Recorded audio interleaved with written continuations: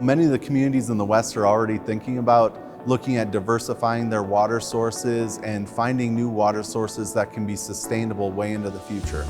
The town of Castle Rock was facing a lot of challenges with their water source. They had a bunch of water sources that were not renewable, and they would become depleted in the near future if they didn't look into new renewable sources. This advanced treatment plant was an innovative solution to a big problem that the town of Castle Rock faced, specifically trying to get to 75% renewable water by the year 2050. Further, this plant was designed ahead of its time. It was designed to meet future regulations that are not even in place yet and allow us to treat the water to some of the best standards that you can meet in the country. Many different water treatment plant facilities in the area and around the country treat surface water and/or groundwater. The very unique aspect of this project is that we can treat water directly from the wastewater treatment plant, which is called direct potable reuse.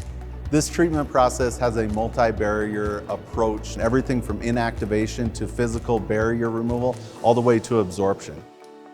This project in particular benefits Castle Rock and the community by providing a water supply that is very cost efficient for us because we already own the base water supply, number one. Number two, this project in particular makes us more resistant to drought. And then of course, this gets us a long way towards our goal of 75% renewable water.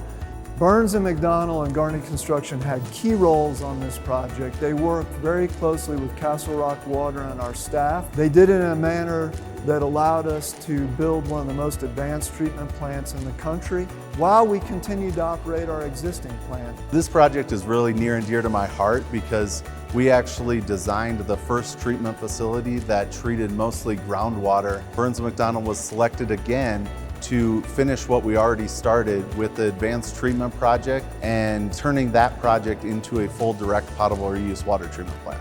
And with that water treatment plant, it's going to allow the town of Castle Rock to utilize renewable sources way into the future for generations to come.